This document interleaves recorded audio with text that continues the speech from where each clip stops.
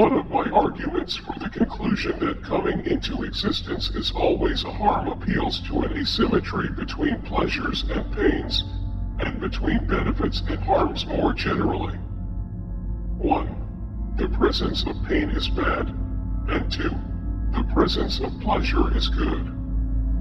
3. The absence of pain is good, even if that good is not enjoyed by anyone. But 4.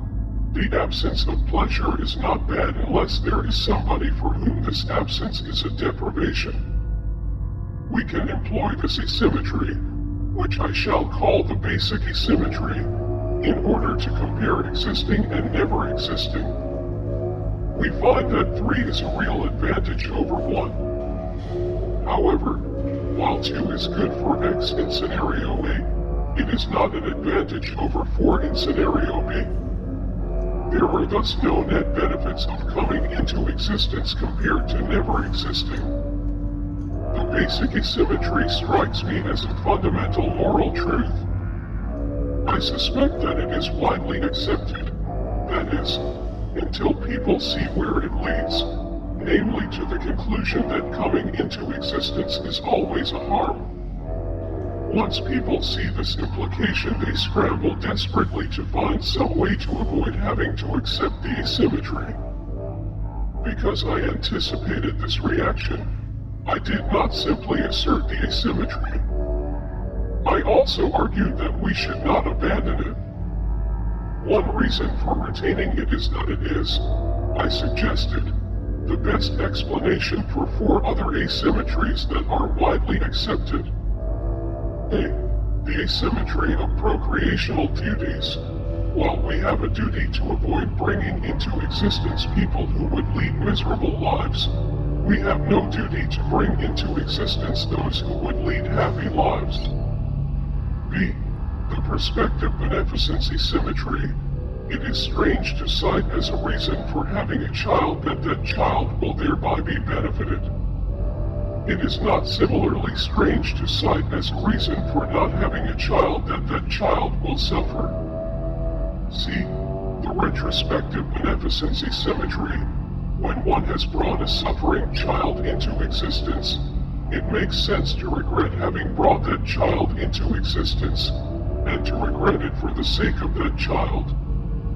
By contrast, when one fails to bring a happy child into existence, one cannot regret that failure for the sake of the person. D.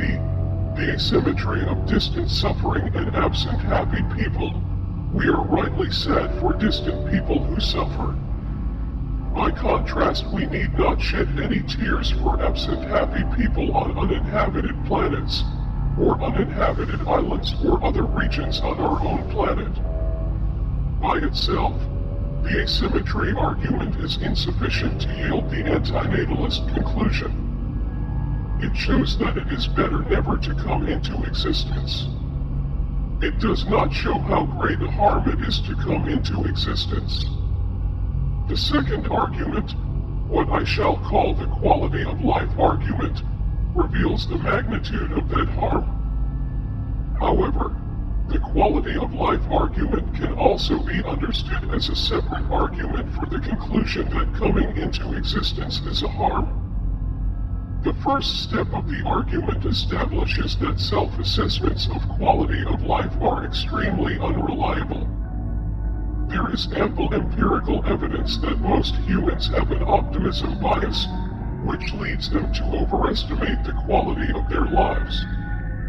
Quality of life assessments are also corrupted in other ways. First, humans are prone to adaptation. That is to say, if something bad happens to them, there will be an initial dip in self-assessment of well-being, but this will soon return to close to the original baseline assessment even without any actual improvement in well-being. Second, people's assessments of the quality of their lives are influenced by comparisons with the quality of life of others. Insofar as some harm affects all people, it tends not to influence self-assessments of well-being. The second step of the quality of life argument is to show just how many bad things are missed in self-assessments, suggesting that the quality of people's lives is much worse than they typically think. Being brought into existence with such a life is a significant harm. The third step of the argument is to show that even if the earlier steps are thought to fail, there is nonetheless good reason to criticize procreation. In support of this conclusion, I showed just how much suffering there is in the world and how liable any new life is to at least some of these serious harms. Thus, any procreators impose the risk of those serious harms on those they bring into existence. They play a procreational Russian roulette, in which their children stand to pay the price. If the asymmetry argument works, then the gun is fully loaded. But even if the asymmetry argument fails, and the gun is only partly loaded, taking such risks for one's offspring is morally problematic.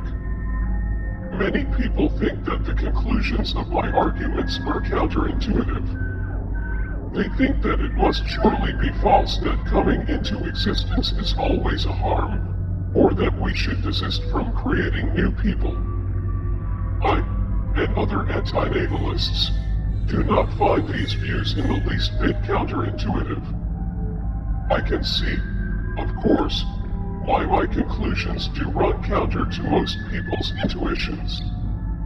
There are, after all, good psychological explanations why people tend to be resistant to antinatalism. Moreover, procreation is abundant. It also comes so naturally to people and brings parents, grandparents, and siblings so much joy that they find it difficult to believe that it could be wrong, at least in the absence of special conditions.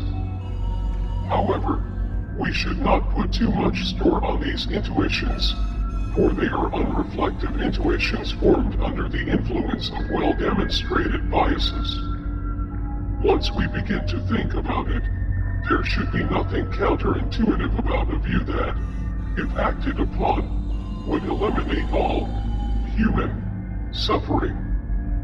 Life contains lots of suffering. Even if one believes that vast portions of life are good, it is hard to deny that any child one creates will thereby become vulnerable to unspeakably horrible fates. Nor are the chances of actually succumbing to these fates remote. If we consider the cumulative risks, the chance of escaping all serious harms is very small. If we include death as a serious harm, then the chance of escaping is reduced to zero. Antinatalism might run up against unreflective intuitions, but it is not at all inconsistent with a more considered view. If more people saw this, they would feel less need to avoid the basic asymmetry.